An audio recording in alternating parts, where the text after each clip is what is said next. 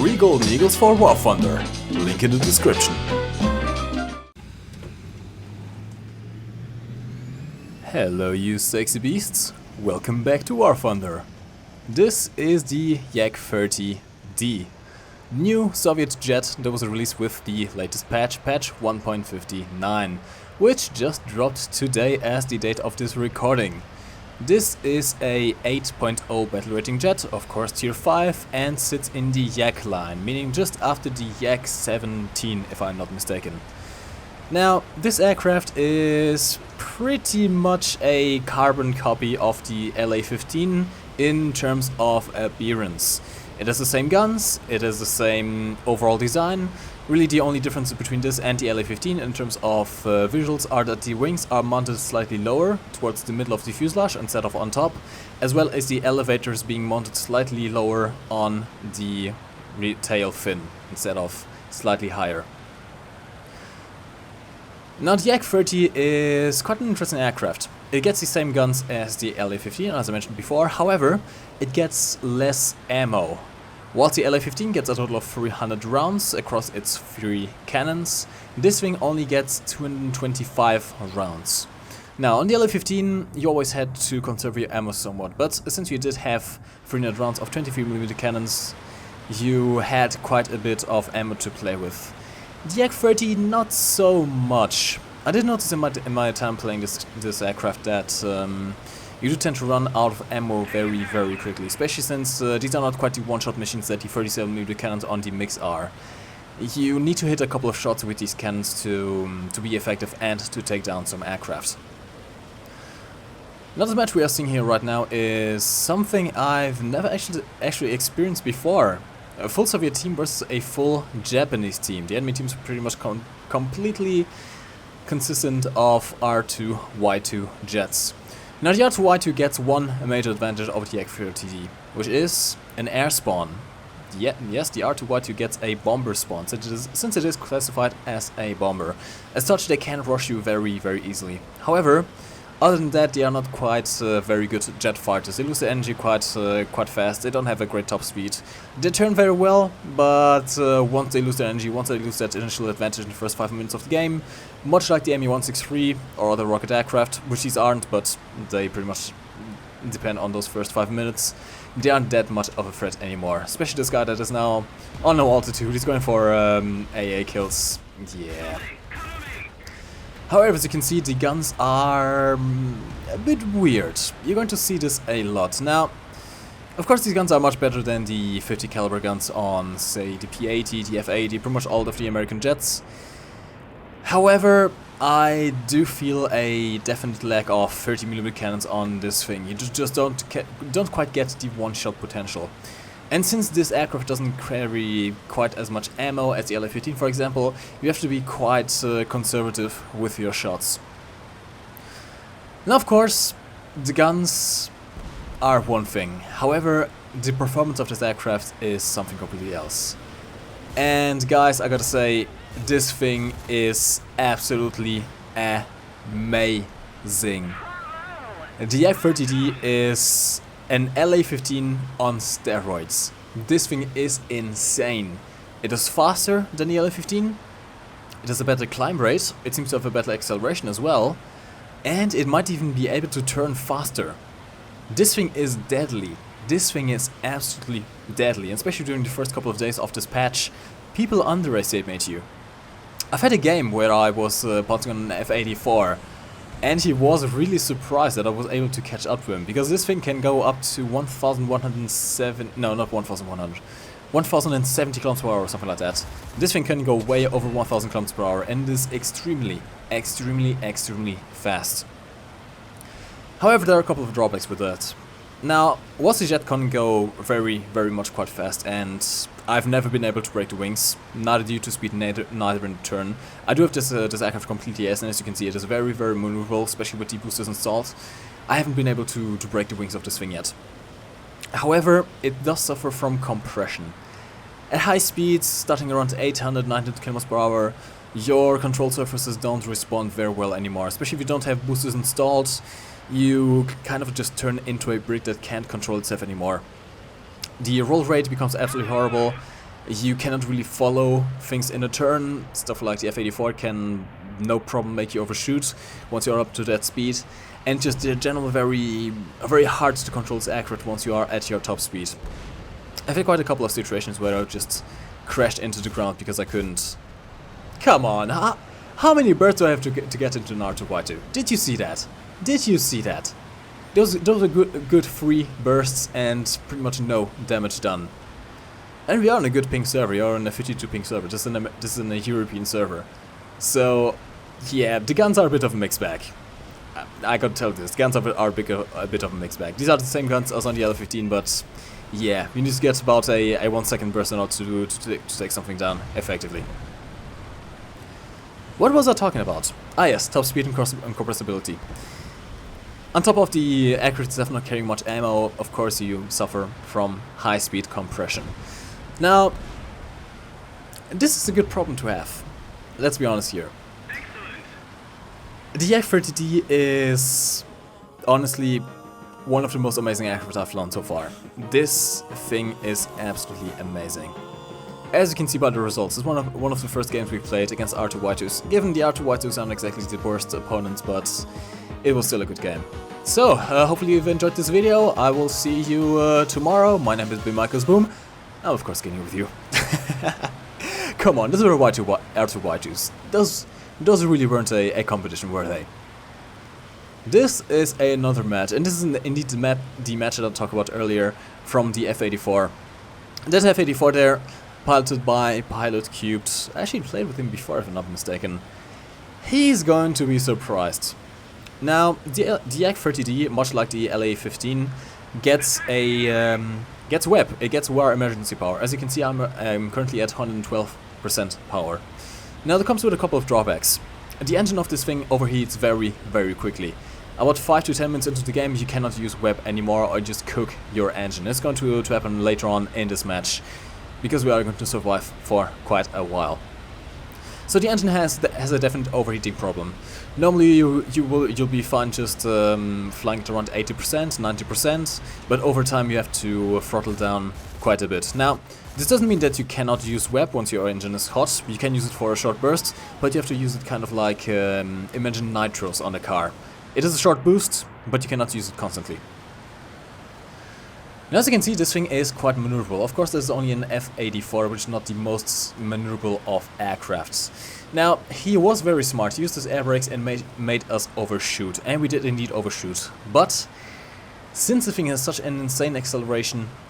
Did I mention? This thing has an insane acceleration.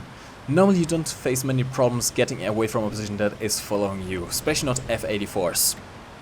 As his wing goes down, as he's taken down by the MiG-9 on our team. American players, I am sorry to tell you this, but you were screwed this patch. Cherish in these first couple of days, whilst the patch is new, whilst people still don't know what the Yak-30D is, because this thing is pretty much the bane of American planes. It is faster than you, it is more maneuverable than you, it has better guns than you, and it has better acceleration than you. Against P-80s, I would say the P-80s are more or less a balanced fight. You're about as maneuverable as P-80s. A good P-80 pilot can still outmaneuver you, but they cannot outspeed you. You're way faster than P-80. The F-80, I actually haven't faced F-80s, but it's pretty much the same thing. You are faster than pretty much everything that the Americans have at this tier. Especially the F-2H2. I did a video on the F-2H2 just the other day. The F-2H2 was the last video I did, and I told you that it wasn't a very versatile aircraft. It doesn't turn very well. It has good guns, but yeah, you pretty much have to stay at speed in order to be effective in that thing. And once something catches up to you, you are pretty much screwed. Now, of course, the advantage of the F-2H2 was its speed. It was rather fast for an 8.0 match. Now, however, yeah. If you're flying F-2H2 and a Yak-30 gets on your tail, you might just bail out. You might as well just bail out. Actually, don't do that. Let him hit you before. If you bail out before anyone can get a hit on you, that's a scumbag move. But you are pretty much chanceless. You cannot outturn them. You cannot outspeed him, you cannot out-accelerate him, you can't do anything. The Yak-30 feasts on F2H2 pilot tiers. Now we are in a situation here where we have a choice between two targets, Bobman in the F2H2 and Marcos in the P80. Now originally I was going to go for the F2H2 because he is technically the most dangerous target. He has the better guns and he is faster than the P80. And they are both currently going for the IL-28 on my team. By the way, that guy, put an eye on that IL-28. He is going to be the MVP of this match. And at this point the F2H2 turns away, whilst the P80 stays on the IL-28. So I make my way onto the IL-28, onto the P80. As a good jet pilot, as a good pilot, as a good team player, you should always go for the jet that is currently going for one of your teammates. If you have a choice between two jets, one of them turns away and is no immediate danger to your team, and one is chasing a teammate, always go for the one that's after your teammate. The Meteor was flying low and slow, it seems like he was trying to evade me. He might have suffered some engine damage, although he wasn't smoking. He was piloted by a Brazilian player, as you can see in the chat in just a bit. Yeah, he gets very salty. He gets very salty because he got pounced on and killed in a multiplayer game. Mate, I'm sorry, but that's how the game works. Notice at this point our team isn't looking too good. The enemy does have the definite numbers advantage. You have two IL-28s left, an LA-15 and myself. The enemy still has plenty of aircraft left. Now, most of those are P-80s. The only real bigger threat here is the F2H2 against the aircraft in my team, because against me, yeah, no, the F2H really isn't a problem. It honestly just, it surprised me how effective this thing is. It really surprised me how effective this thing is. Now, of course, the drawbacks of the ammo count and the compression at high speeds are, of course, problems that you have to circumvent. However, once you get used to how this thing flies, a good pilot in this thing honestly is unstoppable. This thing, honestly, this thing can compete with 9.0 aircrafts. I'm not kidding here, guys. I've had one 9.0 match. I killed a CL-13. Now, of course, the guy was a bit stupid because he went to the head-on with me, but still. I had a situation in a 9.0 match where I was slotting in behind a CL-13, and he just could not pull away from me. Now, of course, over time, the CL-13 is going to build up a higher top speed, but if you dive on something, you can actually catch up to them. You can actually do quite well. And whilst I wouldn't say that this is a 9.0 jet, it really isn't an 8.0 jet either. Honestly, this thing is going to upset the balance of 8.0 matchmakers in the near future. Once more people unlock this thing, this is going to be a problem, especially for American jets. Now, British jets, the Meteors and the Vampires they have one advantage, which is maneuverability. The Meteors and the what's it called? The Meteors and the Vampires, they can outturn you. They can outturn you in a sustained turn. However, you do have better acceleration than them, and you do have a much higher top speed. So a skilled pilot can just put the engagements on their own terms. The Germans, the Me-262s are not quite as maneuverable as the Yak-30. In a prolonged dogfight, you can probably quite easily get on their tail. However, the Germans at that tier get the Me-163, which is an amazing little aircraft. The Me-163 is more maneuverable than you, and it does have a higher low-speed acceleration, although you are faster than them.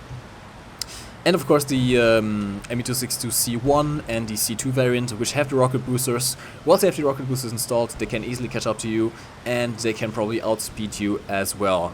However, of course, once they have the rocket boosters installed, and even without the rocket boosters, they cannot really outturn with you, which is a huge problem. Now, the smart usage of the Yak-30 involves clever use of air brakes and flaps. This thing with combat flaps, it turns incredibly well. Honestly, your biggest threat when you're in a dogfight is your pilot just blacking out, which is why I usually just tap the W key sometimes. W is for my aircraft to pitch down, and I use that to get out of the blackout. In a sustained turn, you are going to black out. This thing can pull 11 Gs, 12 Gs, no problem. No problem whatsoever. And it doesn't break its wings whatsoever. I have not been able to break its wings Ever. Not ever. Not at high speeds, not at medium speeds, not at low speeds. At high speeds you really can't, because you just compress way too much and your control surfaces just stop responding. At medium speeds you just have such a tight and fast turn, it's absolutely incredible. Around 600 to 800 kilometers per hour, Jesus Christ, this thing can just zip around incredibly well. Now the combat flaps do have a tendency of braking above 500 kilometers per hour, so you can only really use them at lower speed engagements. But once you do, yeah. Honestly, I can't hammer this fact in enough. This thing is amazing. This thing, honestly, is one of the most amazing jets I've played. It just fills you with confidence. This is one of those very few jets where I can face 3 enemies at once, and I'm completely confident that I can win that dogfight. Like, even now, you can see that I've been fighting the F2H and DP-80 for quite some time. And this is an interesting matchup. DP-80 is about as maneuverable as you are, and the F2H is faster. Not fast, actually no, it isn't faster. Yeah, the F2H really can't do anything. I'm sorry. But it is the better guns, let's say. It does get 420mm cannons, which if they hit you, they do quite a lot of damage. But you just feel so confident in this thing. Like, you can just control the engagement. Once I cannot turn with DP-80 anymore, I just zoom away. He cannot catch me. It is impossible for him to catch me, especially when I open up the throttle with the war emergency power. There is nothing that guy can do. And the F2H, he's playing smart. He's not engaging in a dogfight with me because he knows the F2H can never catch a Yak-30 in a turn fight. He's opening up the space and he's trying to re-engage, but he just isn't fast enough. This thing has an incredible mix of just high speed, acceleration and maneuverability. It's honestly amazing, and I would definitely recommend you, if you are currently struggling with Russian jets, get this thing. Get this thing whilst it's good, because honestly this thing cannot stay the way it is. This is quite possibly the best 8.0 jet in the game right now. It beats the F2H in every single aspect. It has some problems with Me-163s and Me-262s with rocket boosters, but even those, if you are smart, you can outplay them very, very easily. You're faster than the Me-163s. You can outrun them every single day, every time, until they run out of fuel. And the Me-262s, you can just turn with them. It's like, once you know the enemy and once you know your aircraft, this thing can do everything. It's just a jack of all trades. That's the best way I can describe this thing. It is a jack of all trades. You can turn fight, you can dogfight, you can NG fight, you can boom and zoom, you can go up to altitude, you can speed in a straight line. You can do anything. Anything and everything. And if you are facing against American teams, you just feast on their tears. Now, of course, you have to get a bit used to the guns. That's really the major holdback of this thing. You have to learn trigger patience. You cannot spam your shots. You just do not have enough ammo to carry a game most of the time. Actually, in this very gameplay, we're going to have troubles with our ammo in a bit. Now we're going for another pass here on Villies. He's doing good. He's doing good. We are just about to break off. Actually, we did not break off flaps just yet. Oh, and there we go. There are his wings. A couple of well-connected shots, and he's down. So it's now me and the IL-28 left versus the F2H2 from earlier, and that P-80. Now, that's the IL-28. Early in this commentary I told you to keep an eye on him. He's currently on 3 kills. And, spoiler alert, he's going to kill the F2H2 as well. This guy has had an amazing game so far, and he's even saying this was his best game so far. Now, towards the end of this gameplay, we are going to run into overheating issues. That's one other thing with the Yak-30, as I mentioned before but didn't really go into detail. You cannot really sustain 100% throttle even. Now, around 90% seems to be the sweet spot. You don't really overheat, at least not until half an hour into the game. You don't overheat your engines at 90%. And at 90% you still have plenty of engine power. Now, once you need to, you can release it as war emergency power. The 112% is supposed to be used as a boost to get away from jets that are on your tail or to catch up to something that you are chasing. However, do not abuse it, really. Do not abuse the web. In a bit, we are currently dogfighting this F2H and the P80. Now the P80 is playing smart. He's using his NG, he's going high, he's trying to bait me for the F2H. And as you can see on the top right corner, our engine is overheating. I'm trying to hammer the 112% here to catch this guy. However, we only have 31 rounds left. We don't have much ammo to play around with. Now the L-28 was a bit worried that we are engaging into the dogfight with 2 aircraft, but as you can see, I am completely confident. I am completely confident in this aircraft. You can take on 2 free aircraft at the same time, no problem whatsoever. You can easily evade them. You can easily catch up to them again. You can easily outmaneuver them. This F2H can do nothing. There's nothing he can do. The P80 is really the major danger here. The major danger, because it can turn with you. But other than that, there just really isn't anything they can do. Very smart, he evades my shots. We are now down to 23 rounds, 22 rounds. And it is not looking very good. They are now both concentrating on the IL-28, trying to go for an easy kill here. The P80 only has 50 caliber guns and the only M2 machine guns, so they are not quite as effective. The F2H, however, does have 20mm cannons. I try to save my team here. I go for the shot, but he is taken out by the IL-28. The IL-28 indeed has killed the F2H2 and is now on 4 kills, which means it's now only me and him versus this lone P80. Now he's playing very smart here. He's going for the altitude, and I dunk my last shots and I am not completely out. Now, at this point of the match, I have a choice to make.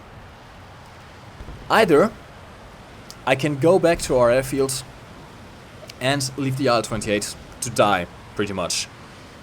This P80 so far has proven to be a good pilot. He's not going to sit behind the IL-28. And he still has plenty of ammo left. The M2 machine guns do get quite a bit of ammo.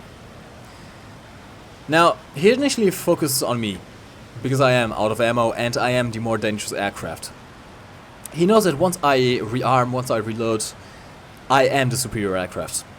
At the moment, I have engine troubles. I did push my engine a little bit to find the previous engagement, and it is currently yellow, which means even with 100% throttle, I cannot quite match the performance of the P80, and he's just constantly trying to stall fight me, very smartly here. If my engine was completely fine, if my engine was undamaged, I could easily catch him. However, with the damaged engine, jet battles are very dangerous. This is one thing that happens especially with the Hawker Hunter, for example. Aircraft that depend on their speed, once they get their engine damaged, it becomes very tough. The Hunter is a perfect example of that.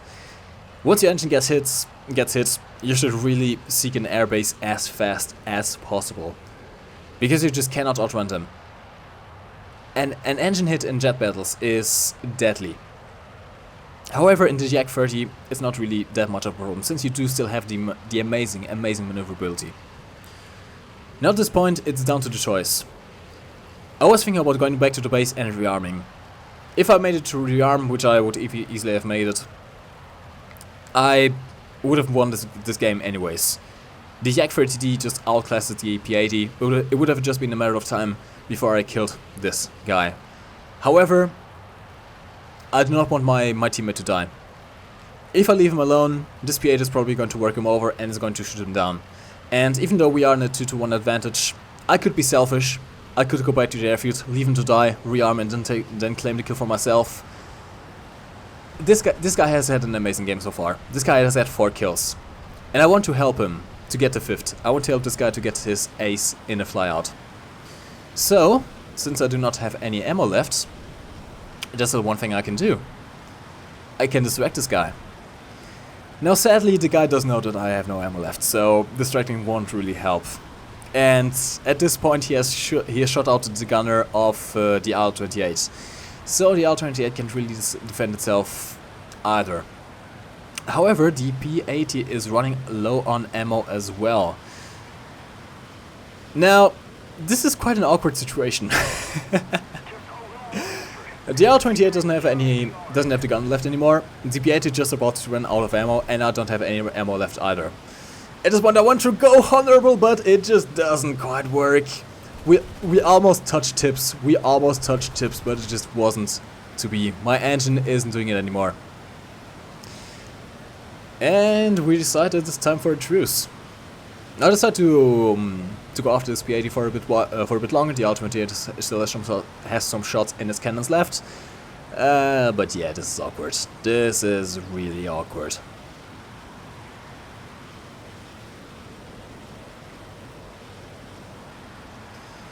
Now, if you're thinking about getting the Yak-30, you have to, of course, contend with the early Yak jets before.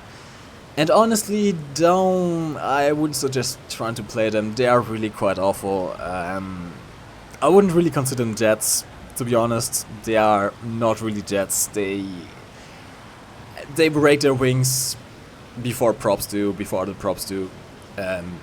They don't carry much ammo, 60 to 120 rounds of 20mm cannons. I would not suggest using them to grunt as aircraft. I would honestly suggest taking a tier 4 prop or not jet if you have it. But I would definitely suggest going for this aircraft. This pretty much compensates the horror that are the early Yak jets. This thing is just absolutely amazing. It takes an LA-15 and puts it on steroids.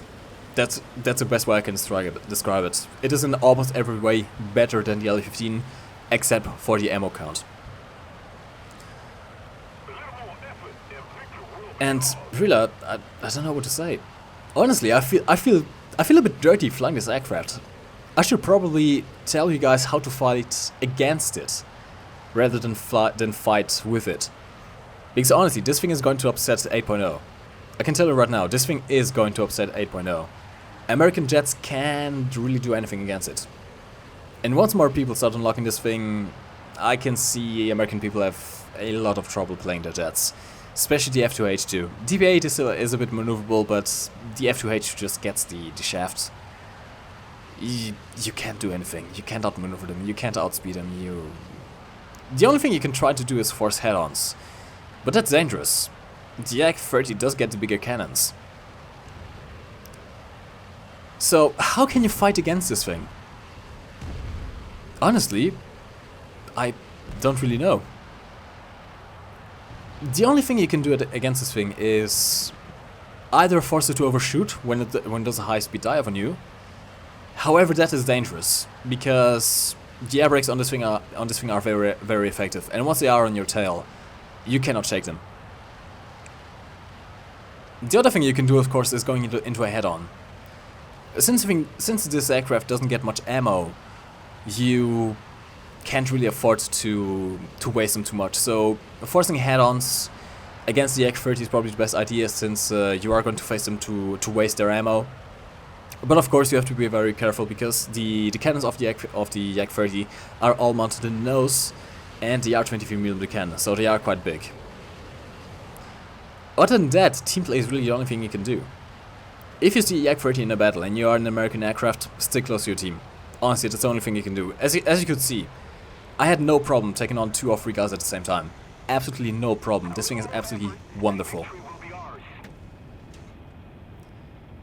Now, this is a tough decision to make because it isn't really a 9.0 jet. It can compete with 9.0 jets, but it isn't really a 9.0 jet. Although it could very well be. Honestly, it could very well be a 9.0 jet. This thing might be better than the Sea Venom. Actually, it probably is very much better than the Sea Venom. Actually, here's the proposition, yeah. Guys, then put this thing at 9.0 and bring the Sea Venom down to 8.0. That's probably the best idea, to be honest. Because I just can't stress enough how amazing this thing really is to fly. It's really easy to fly, it's really user-friendly. But honestly, it is overpowered. And as a result, the match ended before the guy could take me down. We got 2 kills, the L-28 got on 4 kills, and that's pretty much it. Now guys, hopefully you've enjoyed this video. We had about half an hour here of quality footage of me just wrecking face with the Yak-30. If you are thinking about getting it, definitely do. Definitely do. This thing is an absolutely amazing jet, and I can't just stress the fact enough. This thing is absolutely amazing.